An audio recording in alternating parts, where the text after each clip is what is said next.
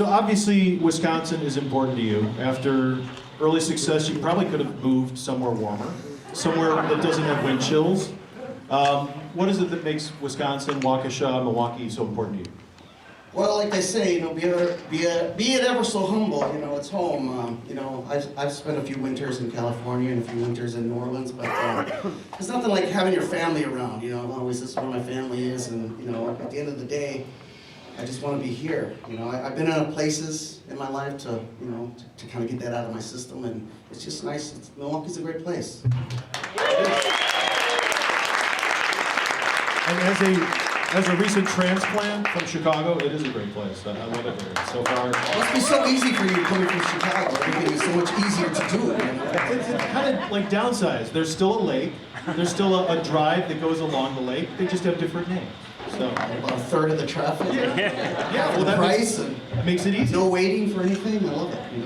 Which brings me to my next point. I worked at a radio station in Chicago, WXRT, where the Bodines, they were basically like a hometown band. They joke about Miller Park being Wrigley North when the Cubs come here. That was what any club was when the Bodines came down to Chicago.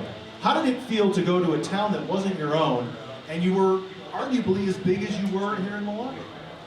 Well, it's always great to be wanted and loved.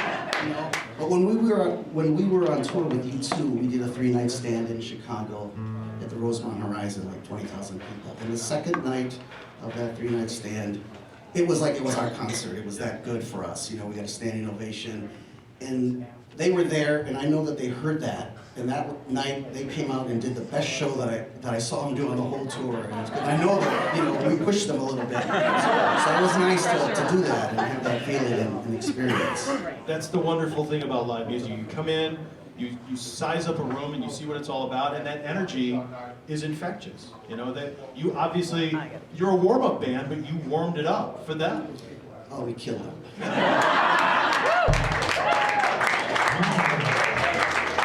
So, I consider you in the upper echelon of Milwaukee music, along with the Violent Femmes and Paul Seabar. Who else in that echelon am I not maybe getting? Or who would you put? Who else would you? Jerry Harrison is from this area, sure. Absolutely. John Seeger is a fine singer-songwriter. I don't know. I don't want to leave anybody out. There's a lot of people who are well worthwhile this time. And you've been around for a while, and back in the early days of the Bodines, it was just records and CDs. Nowadays, it's the Wild West. You got Pandora, you got Spotify. The second a record comes out, it's on YouTube. How have things changed for you in putting out music? Completely, really. I mean, it's a good description, the Wild Wild West. You have to find a way to survive in this business by whatever means necessary. It's a shame that music really has become devalued to quite a degree, and that's a shame for musicians, but it has, and there's no going back. So it's up to everybody to find a way to, get in there and stay alive somehow. Yeah, you can't put the toothpaste back in the tube. Once it's out, it's out. I mean, someone could buy your record. I think my son found a way to do that. Let's get another song if you don't mind. There's a song called Dangerous Love.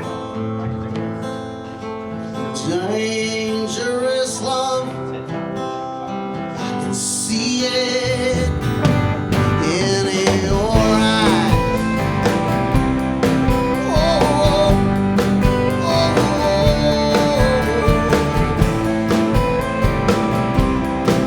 Oh, oh, I'm going out of my mind, down the street, out on the town tonight. 'Cause every face that I see just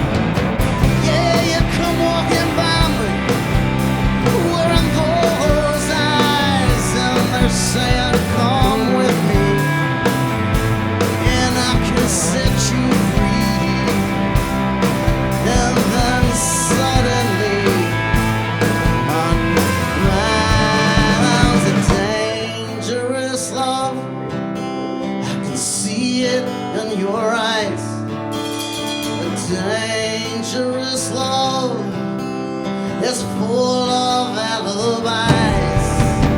A dangerous love, very few will survive. A dangerous love, I can see it in your eyes. Oh, oh,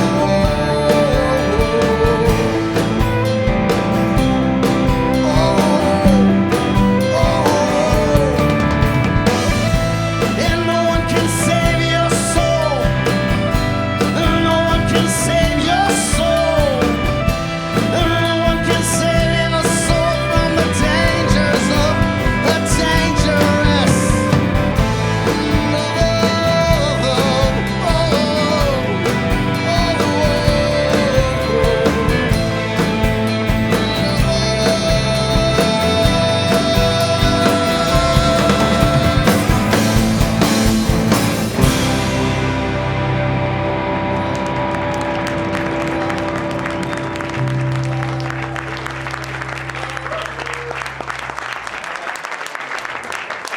Dangerous Love from the new record, The Whole Night Thru.